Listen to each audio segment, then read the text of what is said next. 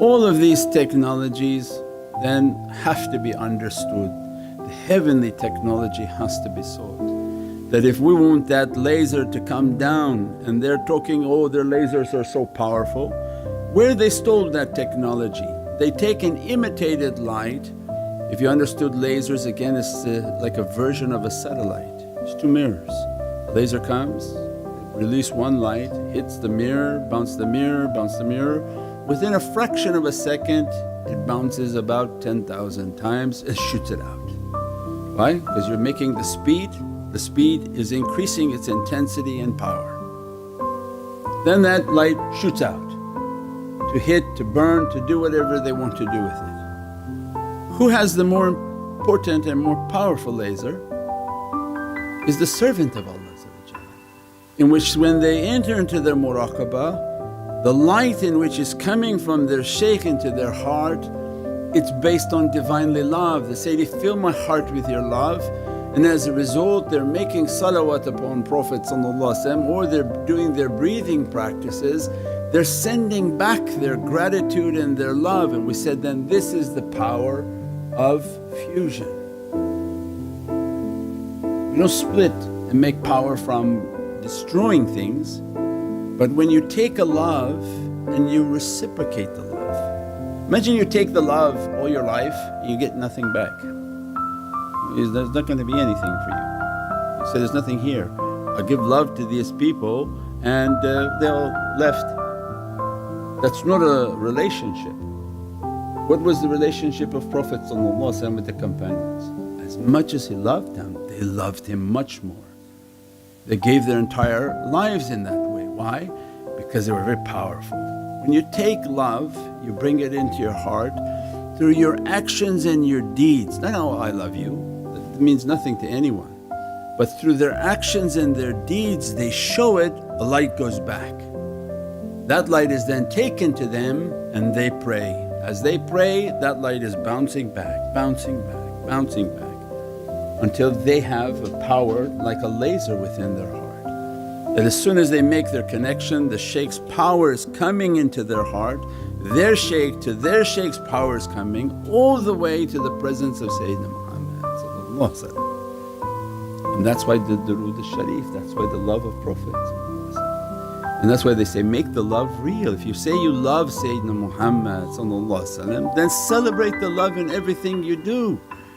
They know these men of the Divine because it's the power that dresses them. Their entire wujood, their entire being is dressed by an immense power of love that continuously dressing, continuously blessing, and that's because of their khidmat.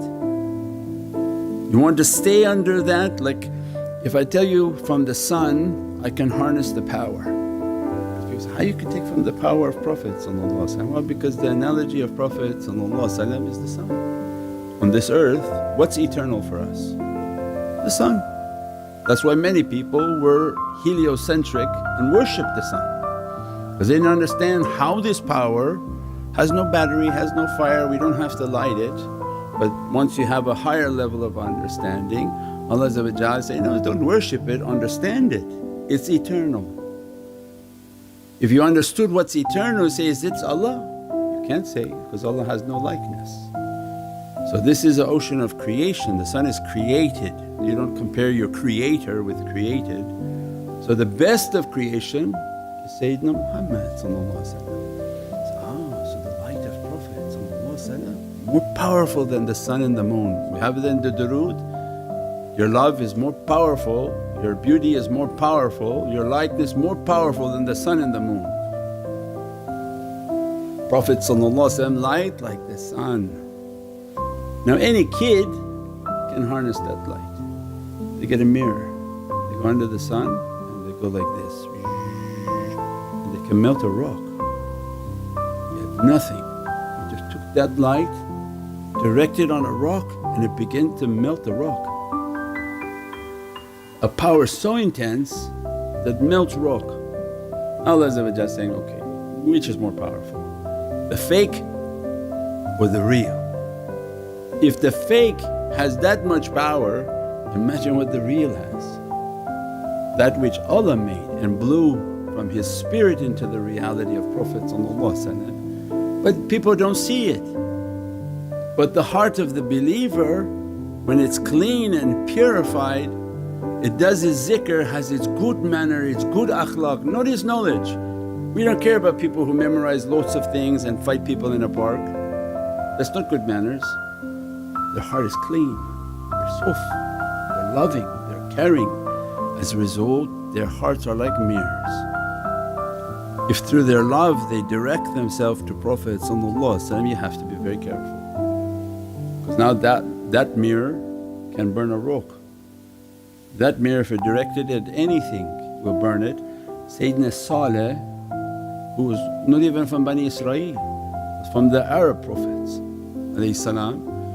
he directed it on those mountains of these people, and Allah but one shout, these people were like dust. So what then from the nation of Prophet? Means all this technology is in insan. وَلَقَدْ كَرَّمْنَا بَنِي آدَمَ. Allah says, look, they stole and reverse engineered this stuff. Its reality comes from heavens. With cleanliness, a good heart, direct yourself to the correct authority. The love of Prophet if his nazar karam look at you with his nur and light, it not only melt you but melt anything that you put your attention on. That's why the shaykhs, they can melt people's hearts that are harder than a rock. Come into their associations, come unto their disciplines and teachings, and they begin to send the fires, send the lights, not from themselves. They got rid of that guy a long time ago.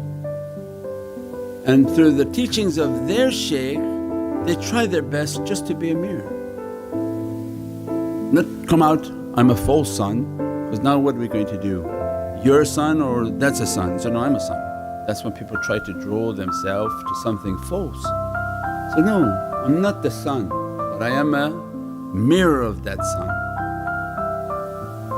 And all our life was just be a mirror, be a mirror, be nothing, clean, clean, clean, clean. So people when they come into that presence, you reflect who you love.